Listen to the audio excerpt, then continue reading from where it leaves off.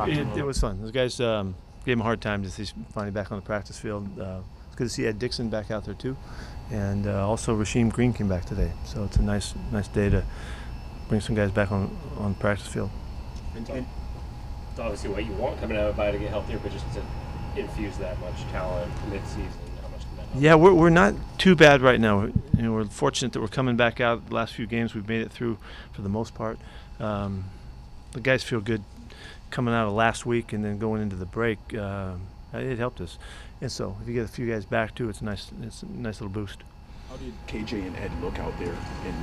They did fine. I need to see the film to see it all. They were, we limited them. They didn't take all of the work. They probably had, a dozen competitive plays as well as all the rest of the stuff in practice. So, but enough to get them going and get them feeling part of it. Really, this is just kind of break the ice day for them, and they've been working really hard so that this isn't a big jump for them. That's part of their rehab, particularly for Ed, who's had a long time to work at this. He's been running really hard, so that he should not feel like it's a big step for him to get back on the practice field. He should be able to play extensively on the weekend if he makes it through the week. And Nick Vanette, was he out there as well? Yeah, Nick felt good today. Practice did everything. You've had a lot of guys in Wright's place, and you did a lot of nickel the last couple of games. How can your defense get back to normal just by having KJ back? Well, he's been such a fixture for us that he adds so much. I mean, it's not a transition really. Although what has happened is Barkevius has had a lot of extensive work, and he's really well versed to do a lot of things for us now, much more so than I would have thought would have happened during the course of the season. Kind of just was forced in there a bit, and he really showed us some stuff that we were surprised to see. He hasn't played behind the line of scrimmage that much in his career, all the way back to college even. And he looked very comfortable. He's learned a lot over the years watching and paying attention and, through practice reps and stuff like that. And he did a nice job for us. So that just gives us some flexibility that we didn't know we would have. So that's a real positive. What happened with TJ Green? I can't tell you other than he just he was ready to stop playing football. Yeah, I don't know any more about it than that, really. He was done playing ball. Have you heard anything more from the league on Michael Kendricks and anything more specific? Well, there was a hearing today, and I don't know the results of the hearing, but there was a significant hearing today that has been scheduled all along. So we'll find out. I hope to hear something tomorrow, through the commissioner. So we'd like to know what's going on. Is that an appeal by him? I don't know what it would be defined as. I don't know. I was told it was a hearing. I don't know. Ellerby, bringing him off waivers. Just what you guys like? He looked good on film. We liked him through the process, evaluations for the draft, and just a chance to add another competitive guy and see where he fits in. Does his little bit of time with Dan in Atlanta kind of help him? Always, yeah, that always helps. Knowing that there'll be a little bit of ease in the transition. J.D. McKissick, where is he? He's still 2 weeks away from when he can come back. So he like Ed, has to really push these next 2 weeks so that the transition he could make could be right away. That's the goal. If he could be available to us 2 weeks from now, we'll see what happens. I don't have a good update to that for right now, other than he's been doing great and working out and doing all that stuff. But these 2 weeks are really huge for him. He can return to practice with you guys right about now, right? No, he's got 2 more weeks. He's on a different deal than Ed was on. KJ be limited at all when he plays on Sunday? I don't know that. Don't know yet. We've got to wait and see. We'll look after him for sure. We're not going to overdo it with him. There's no reason to do that. But I don't know what we're thinking yet. We'll see how he does during the week. When you come off a bye week, a week off, is there any sort of concern about the intensity of the guys coming back or regaining a rhythm? Always. Yeah. Every week from Sunday to Monday, it's like that. So certainly when you take a week off, there's more concern. Our guys had a schedule to guide them through the week so that they would stay active. We didn't want them to just go inactive, and we expected them to come back so that we could have a practice like we did today. They were very sharp today. Focused and ran hard, ran quick, through all of the things that we did quickly. And so we'll be off tomorrow, and we'll go back Wednesday. We'll kick it into high gear, and away we go. they had a responsibility to stay fit through this week and not just fall back. And so hopefully that we'll see how that works out. That's usually worked out quite well for us, and so we're going to count on that again. When you're evaluating David Moore at the draft process and you see him going against the level of competition he was going against, what skills that he has are you hoping translated against better competition? Well, he was pretty dominant, first of all. I mean, when he ran with the football, just like in open field and returns and catching and running, he was a dominant player, and they really had a hard time tackling him.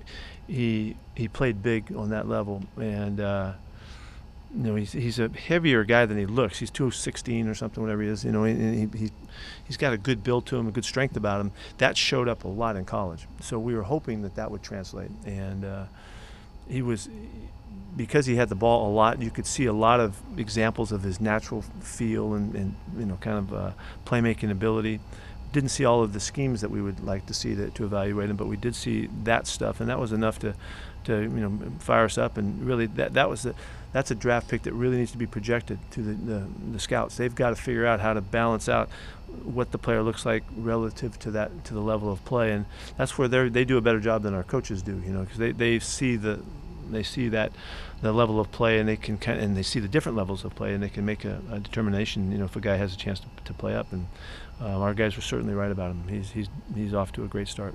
After getting at what point did you see those skills translate to the pro? It didn't take us very long. He looked good right away in spots. But his consistency wasn't there at all, and his ability to kind of sustain the level of intensity wasn't obvious, and it was going to take him a little while, and so that's what he's been taxed to do, and I think tasked. I don't know. I have no idea. You fix it.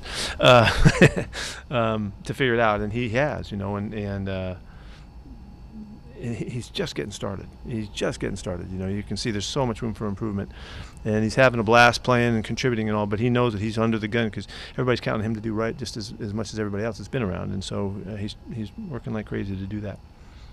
With all respect to Paul Allen's legacy, what do you understand is next, or who your boss in the upper echelons might be from here on forward? Greg, there really isn't much conversation about that other than to know we've really dealt with Bert cold the whole time, throughout, and Bert has just assured us that everything's in order and everything's is going to continue to carry on as it has. We have really good structure and really clear communications, and we've only communicated with Bert and Paul, so there's not like a big chain of command that we have to figure out. But I know that there's so much to be done through the empire here that the factions of it that are running smoothly and are clear cut and all of that are going to continue that way and be expected to continue that way. So we're just going to carry on, and that's it. There's nothing really else to report. I don't know anything else. I wouldn't even know where to go to find anything else out at this time. So.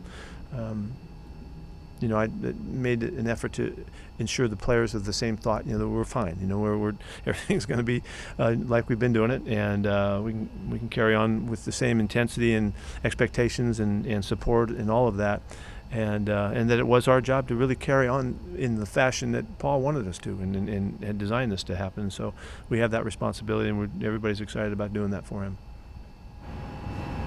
The progress the defense had against the Raiders, was that about where you thought you would be at this time, or was there a Raiders injuries? I think it's one game at a time. I don't think you can call it in any aspect of our game. Based on one outcome. We played good, solid football. Our guys rushed consistently throughout, and they took the opportunities and made the most of them, and turned into a big pass rush day, and a day that really kind of they slowed them down, and that's the kind of day that you can have, a game where you can get close to a shutout, or you can keep the score way down, because they were having trouble just protecting the passer, and when that happens, it's hard to move the football, and so the guys took advantage of it, and really they kind of had a taste for the opportunity and really went for it.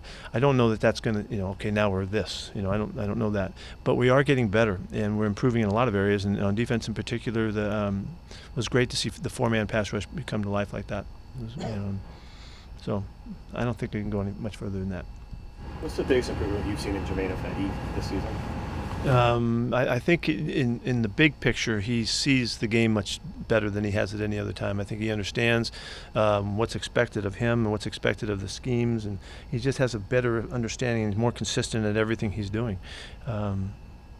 His relationship with Mike and DJ and really having a full-time guy on the other side like Dwayne, who is a guy he looked up to growing up in his playing, is all of those factors have been really positive. Experience is really valuable, and in his case he's banking on it and hit it off really well with Mike.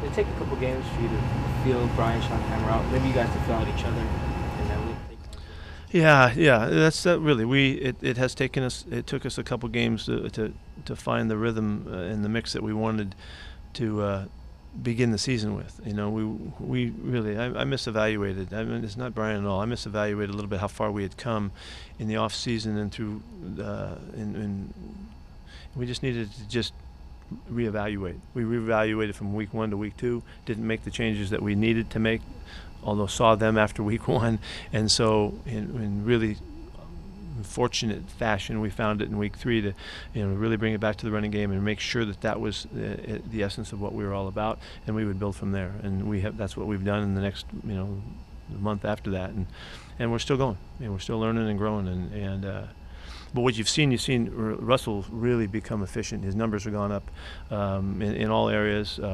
Pass protection is just totally flipped in regard to the mix that we're doing, and that's it's a credit to Burley. Brian figured me out probably as much as anything. If there's something that might be most taxing, it might be me, and so he's got it wired in pretty good right now. I'm going to try to keep growing. Anything else? Thank you. Thank you.